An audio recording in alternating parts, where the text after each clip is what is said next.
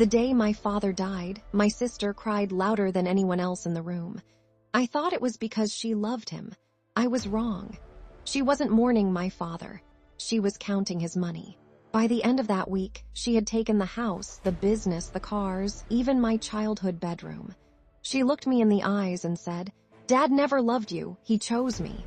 I believed her. Until 6 years later, when an old lawyer placed a dusty envelope in my hands and quietly said, "Your father told me to give you this," only after your sister had destroyed herself. The first line inside that letter changed everything. My father died on a cold Tuesday morning. The doctors called it a heart attack. My sister called it destiny. I didn't understand what she meant until I saw her smiling. Not crying, not grieving, smiling. She noticed me looking. The smile disappeared instantly. Then she threw herself onto my father's hospital bed, screaming louder than anyone else. People rushed to comfort her. They called her a devastated daughter. I stood there, unable to cry, because something felt wrong. Maybe grief makes people imagine things, or maybe it makes you notice what everyone else ignores. At the funeral, my sister hugged every relative. She cried on every shoulder. She kept repeating the same sentence. "Dad was everything to me." Everyone believed her. Even I wanted to, but every few minutes, I'd catch her checking her phone, reading messages, smiling again. Who smiles while burying their father? I pushed the thought away. Maybe I was being unfair. Maybe people grieve differently. That's what I kept telling myself. Then, I heard something I was never supposed to hear. As I walked toward the church hallway, my sister didn't realize I was behind the door. She was talking to someone on the phone. She laughed, actually laughed. Then she whispered, "By tomorrow, everything will finally be mine." My heart stopped. Everything? What did she mean? Everything. Before I could hear more, someone called my name. When I looked back, she had already ended the call. She walked toward me, eyes full of fake tears, then hugged me tightly and whispered into my ear, "You should start packing." I pulled away. "What?" She smiled sadly. "You'll understand tomorrow." Tomorrow, that single word, destroyed my sleep. The next morning, our entire family gathered at Dad's lawyer's office. Uncles, aunts, cousins. Everyone. The atmosphere felt strange, almost like people weren't waiting for a will. They were waiting for a winner. The lawyer adjusted his glasses, opened a thick folder, and began reading. "To my daughters." I held my breath. "I leave my house." My sister squeezed my hand. "To Olivia." Olivia, my sister. The room erupted in whispers. I smiled politely. "It's okay. Dad loved both of us." Maybe I'd receive something else. The lawyer continued. "My investment accounts." To Olivia. My stomach tightened. "My vacation home." To Olivia. Someone looked at me with pity. Someone else looked away. The lawyer kept reading. The business, the cars, the savings, the family cabin. Every single thing went to my sister. Finally, he reached the last page. I waited, surely. Dad hadn't forgotten me. The lawyer cleared his throat. "To my youngest daughter, Emma." I looked up, finally. "I leave my deepest love and hope she finds happiness." That was it. No money, no house, no inheritance, just words. The room became silent. My aunt avoided eye contact. My uncle shook his head. Even the lawyer looked uncomfortable. I couldn't breathe. My father loved me. I knew he did. So why would he leave me absolutely nothing? Before I could ask, Olivia stood up. She walked across the room, placed a folder in front of me. "I know this is hard." She smiled gently. "But Dad wanted me to handle everything now." I opened the folder. Inside was an eviction notice. I stared at it, confused. "This house belongs to me now." She crossed her arms. "You have 30 days to leave." 30 days. I laughed nervously. "Olivia, stop joking. I'm serious." The room remained silent. Nobody defended me. Nobody said, "This isn't right." Instead, they watched, like strangers watching a movie. I looked toward my grandmother. She lowered her head. I looked at my uncle. He pretended to check his phone. Then I realized something. Everyone already knew. I was the only person surprised. That night, I packed my childhood bedroom. Every photograph reminded me of Dad. Every wall carried memories. Then, I found something strange. Hidden beneath an old floorboard was a tiny metal box. I'd never seen it before. There was no key, only a yellow sticky note, written in Dad's handwriting. "Emma, if Olivia found this before you, then I failed." My hands began shaking. Before I could open the box, I heard footsteps outside my bedroom. Olivia's voice echoed through the hallway. "Emma, are you still packing?" The doorknob slowly began to turn. I didn't think. I shoved the little metal box under my bed. Just seconds before the door opened, Olivia leaned against the frame. Her smile was warm, but her eyes weren't. "You've always been a slow packer. I'll be gone soon." She glanced around my room, not at me, at the floor, the closet, the bookshelf, almost like she was looking for something. "You okay?" I asked. She looked startled, then smiled again. "Just making sure you don't accidentally take anything that belongs to me." Belongs to her. She said it so naturally, as if our childhood, our memories, even our father's love, had all become her property. She walked toward my dresser, opened the top drawer, closed it, then the second, then the third. "What are you doing?" "Checking." "For what?" She looked directly into my eyes. "Dad had a habit of hiding things." My heartbeat quickened. "So if you find anything, ... it belongs to me." She turned around and left. The moment I heard her footsteps disappear, I locked the bedroom door, then pulled the box back out. It was old, heavy, covered in scratches. There wasn't a keyhole, only 4 spinning number wheels. A code. Dad never told me about any code. I tried his birthday. Nothing. Mom's birthday. Nothing. My birthday. Nothing. Olivia's birthday. Still locked. I sighed. Maybe it wasn't meant to be opened. Then, I noticed something carved underneath the box. 3 tiny letters. EML. Those weren't my initials.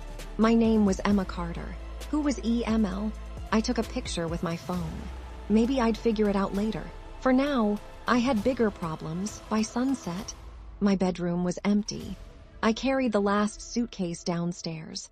Olivia was sitting at Dad's favorite chair, holding his coffee mug. Like she already owned every memory inside the house. She smiled. "I've been thinking." "About what?" "You don't have enough money for an apartment." I stayed silent. "So, you can stay in the garage." I stared at her. "The garage," she nodded. "Only for a month. I'll even let you use the bathroom." The words hit harder than any slap. This was my sister, the girl who used to sleep beside me during thunderstorms, the girl who cried when I got sick. What happened to her, or had she always been like this, and I never noticed? "I'll find somewhere else," she shrugged. "Suit yourself." As I walked toward the front door, she called my name one last time. "Oh," I turned around. "If Dad had wanted you to have something, he would have written it in the will." I walked away without answering, because if I spoke, I would have broken down that night. I slept in my car. Rain pounded against the windshield. My phone battery was nearly dead. I had exactly $87. No job, no home, no family left around midnight. My phone buzzed. Unknown number. I answered. Silence, then an elderly man's voice. "Emma, who's this? I don't have much time. You found the box, didn't you?" Every muscle in my body froze. "How do you know about that?" Instead of answering, he asked another question. "Did Olivia see it?" "No." A long sigh of relief came through the phone. "Good. Listen carefully. Whatever happens, don't let your sister open that box." My voice shook. "Who are you?" "My name doesn't matter." "What matters is that your father knew this day would come." I couldn't breathe. "My father?" "Yes. He trusted very few people, and I was one of them." My eyes filled with tears. "If you really knew him, tell me something only he would know." The old man laughed softly. "When you were 6 years old, you broke his favorite fishing rod, and he blamed himself because he knew you were trying to impress him." Tears rolled down my face.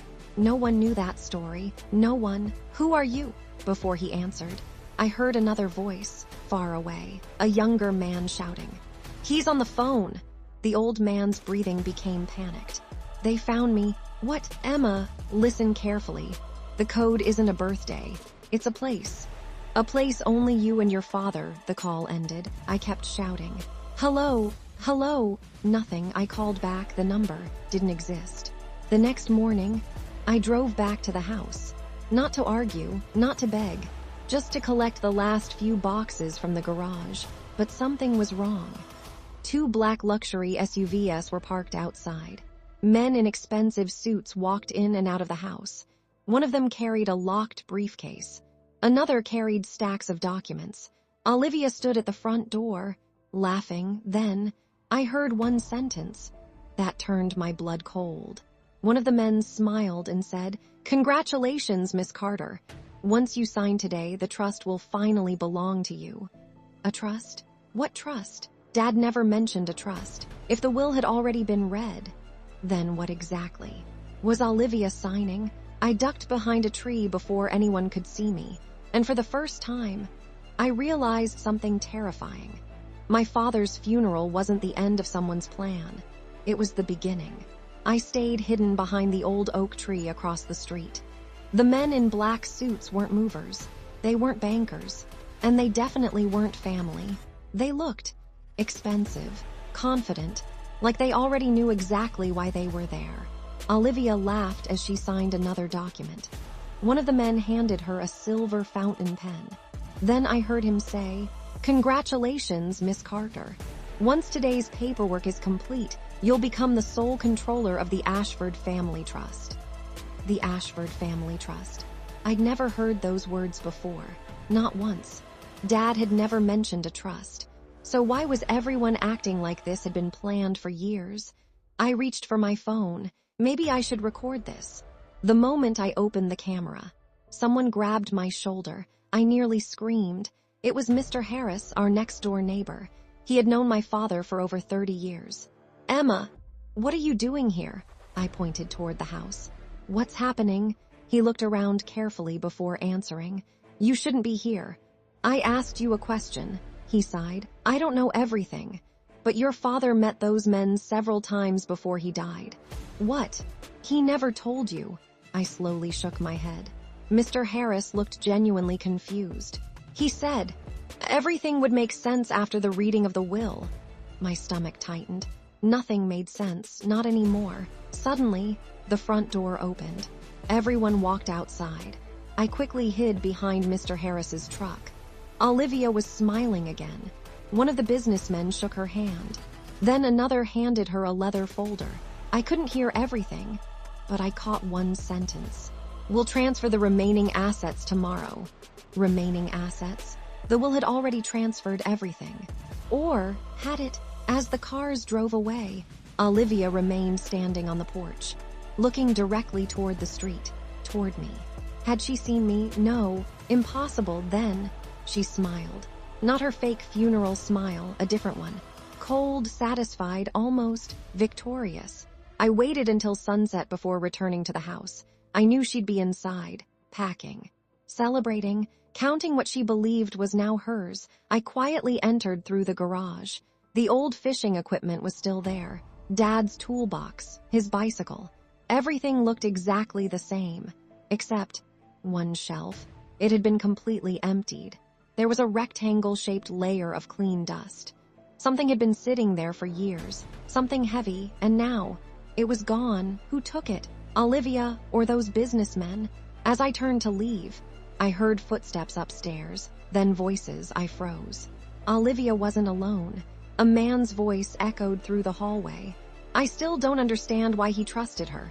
Olivia laughed. "He didn't. He trusted me." The man chuckled. "Good, because if Emma ever discovers the truth, everything falls apart." I stopped breathing. My name. They were talking about me. I slowly climbed 3 steps, trying to hear more. Olivia lowered her voice. "I searched her room. Nothing. The box wasn't there." The man answered immediately. "Keep looking. Your father hid it for a reason. If Emma gets it first, we lose everything." Everything, again, that word. What was inside that little metal box? A key, a deed, evidence, or something worth far more than money? A floorboard creaked beneath my foot. The voices stopped instantly. Silence. Then, heavy footsteps. Coming toward the stairs, fast, I ran. Out the garage, across the backyard, over the fence. I didn't stop running until I reached my car. My heart felt like it would explode. They knew about the box, and they were willing to search the entire house to find it.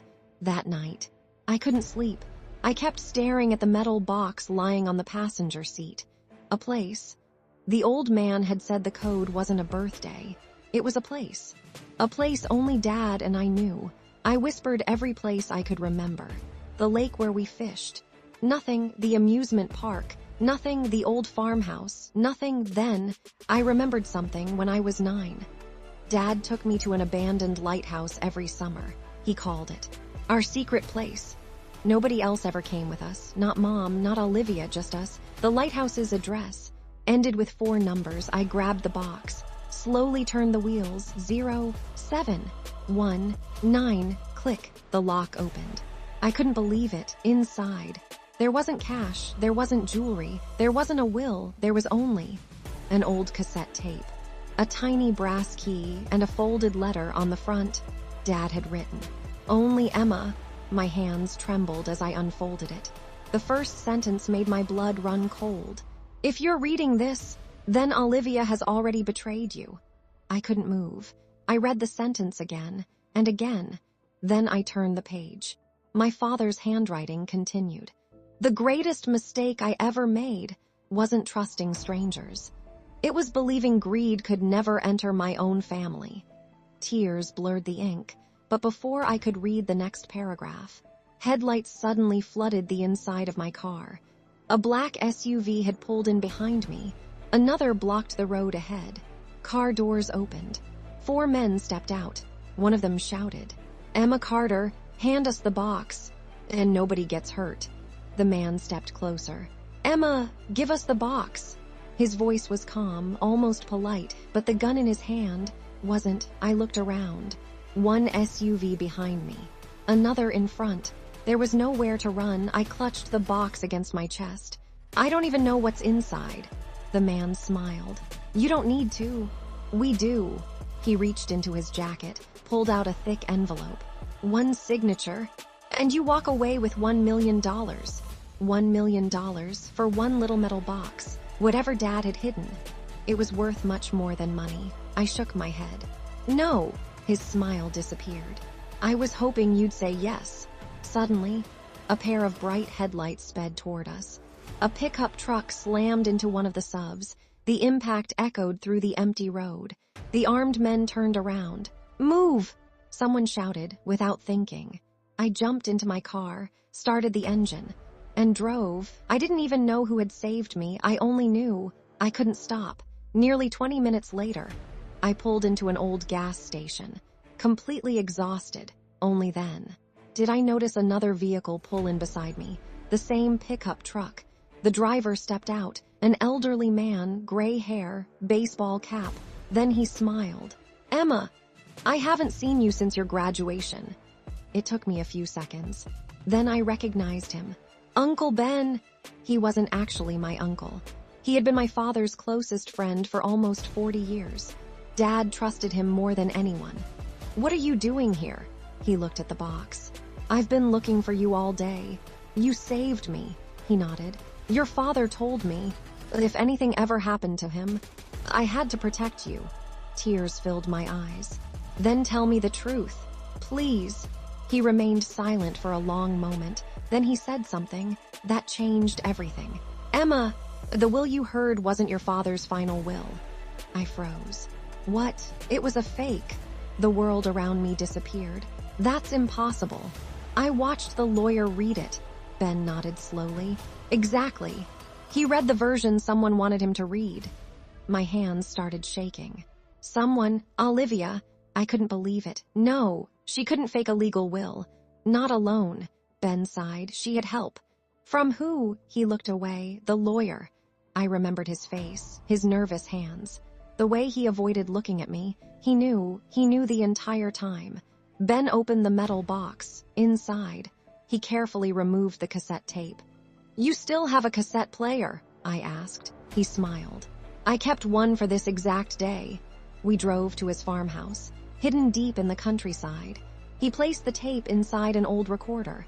The machine crackled. Then, my father's voice filled the room. If you're listening to this, then I've already lost. I immediately started crying. It sounded exactly like him. Strong, calm, protective. Emma, I'm sorry. I never wanted you to carry this burden. He paused. Then came the sentence. That made my heart stop. Olivia isn't my biological daughter. I stared at the recorder, unable to breathe. Ben closed his eyes, like he'd heard this many times before. Dad continued. Her mother had an affair before we married. I knew, but I chose to raise Olivia as my own. My entire childhood flashed before me. Every birthday, every Christmas, every family vacation. Dad had loved her anyway. Then why? Would she betray him? The tape answered. When Olivia discovered the truth, she stopped seeing me as her father. She saw me as a bank account. A tear rolled down my cheek. Dad's voice grew weaker. 3 years ago, I created a second trust, one that Olivia doesn't know exists. Ben looked at me. That's why they're after the box.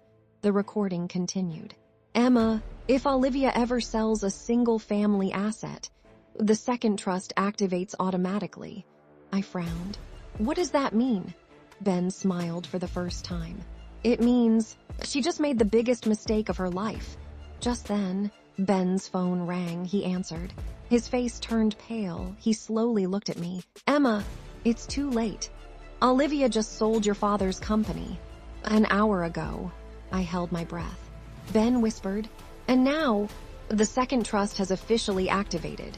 But before either of us could celebrate, someone kicked the farmhouse door open. 3 armed men stormed inside. One of them smiled, then calmly said, Miss Carter, the trust belongs to us now. The farmhouse door exploded open.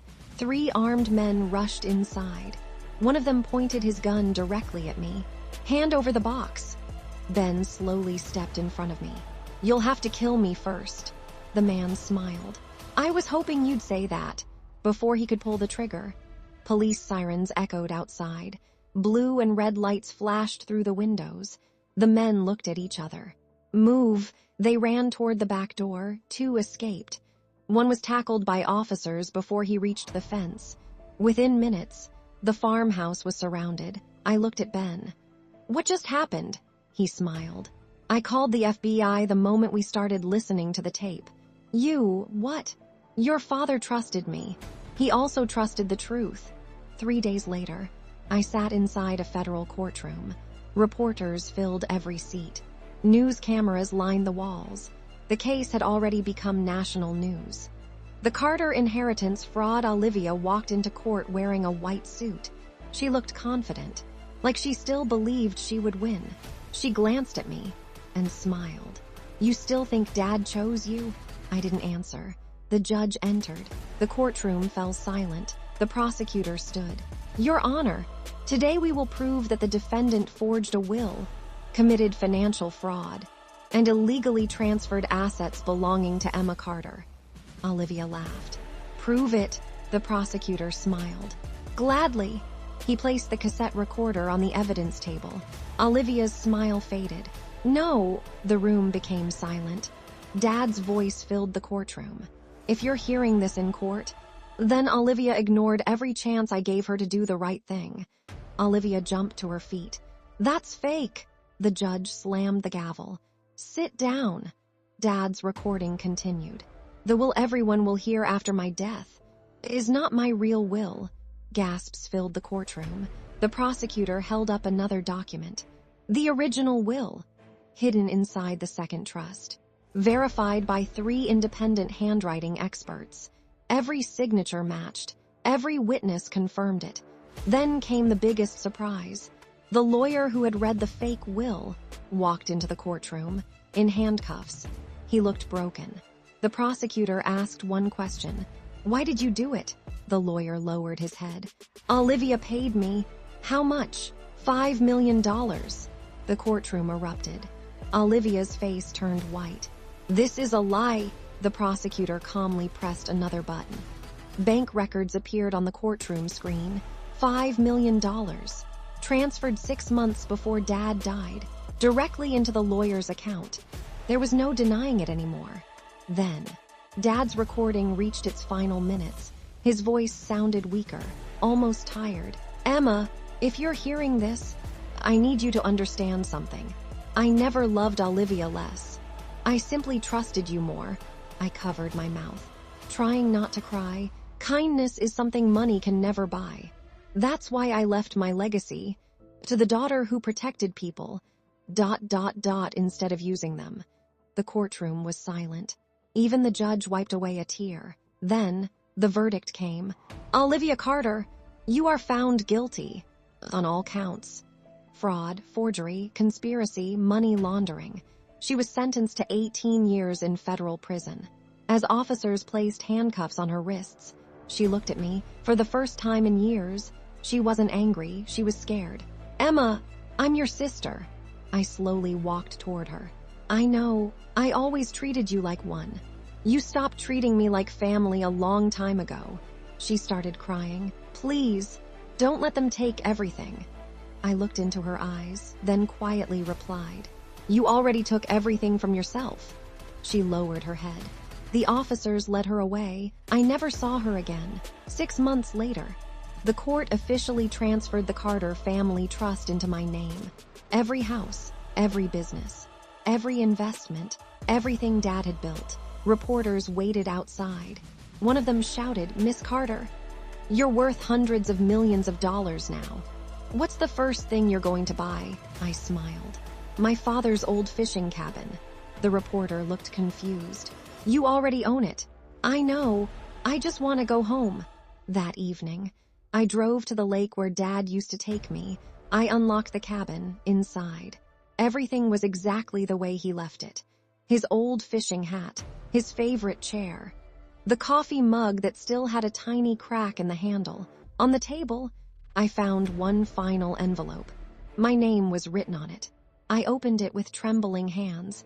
Inside was a single handwritten note. "If you're reading this, then you proved something I always believed. A good heart may lose for a while, but it never loses forever." I looked out across the lake. The sun was setting, the same way it had every summer when Dad and I came here together.